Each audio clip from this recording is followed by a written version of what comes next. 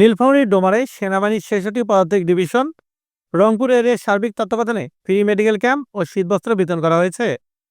মঙ্গলবার দিনব্যাপী ডোমার ভিত্তিবীজ আলু উৎপাদন খামারে শ্রমিকদের মাঝে শীতবস্ত্র বিতরণ ও চিকিৎসা সেবা এবং বিনামূল্যে ঔষধ বিতরণ করা হয়েছে। অনুষ্ঠানে উপস্থিত ছিলেন মেজর নাহিদ বিন হাফিজ, মেজর মোস্তাফিজুর রহমান ও ডোমার ভিত্তিবীজ আলু উৎপাদন খামারের উপপরিচালক আবু তালেম মিয়া সহ উচ্চপদস্থ কর্মকর্তারা। সকালে ভিত্তিবীজ আলু উৎপাদন খামারের হলরুমে শ্রমিকদের বিনামূল্যে চিকিৎসা সেবা ও ওষুধ দেওয়া হয়। এতে খুশি অসহায় রোগীরা।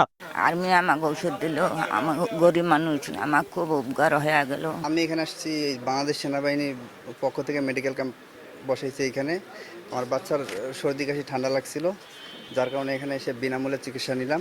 আমরা তো গরিব মানুষ, ভালো চিকিৎসা নিতে পারি না, বড় ডাক্তারের কাছে যাইতে পারি না।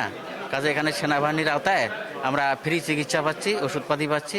এটা আমাদের খুব উপকারে আসতেছে। বিকেলে একই স্থানে খামারের শীতার্ত শ্রমিকদের মাঝে কম্বল বিতরণ করা হয়েছে। সেনাবাহিনী আমাদেরকে চিকিৎসা দিল, ঔষধ দিছে এবং কম্বল দিল।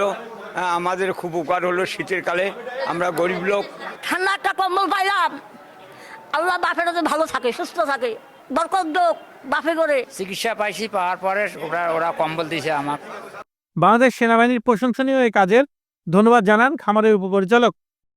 আজকে বাংলাদেশ সেনাবাহিনীর, দেশপ্রেমিক সেনাবাহিনীর পক্ষ থেকে, রংপুর সেনানিবাসের পক্ষ থেকে ডোমার খামারে কর্মরত যে শ্রমিক ভাইরা রয়েছেন, তাদের প্রায় ৩২১ জনকে আজকে মেডিকেল সেবা দেওয়া হয়েছে তাদের পক্ষ থেকে।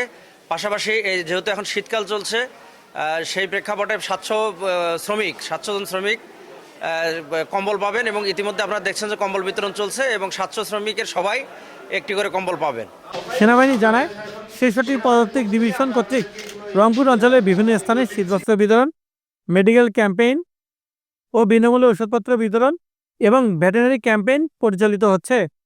ইয়াসিন মোহাম্মদ শিথুন, এনটিভি, নীলফামারী।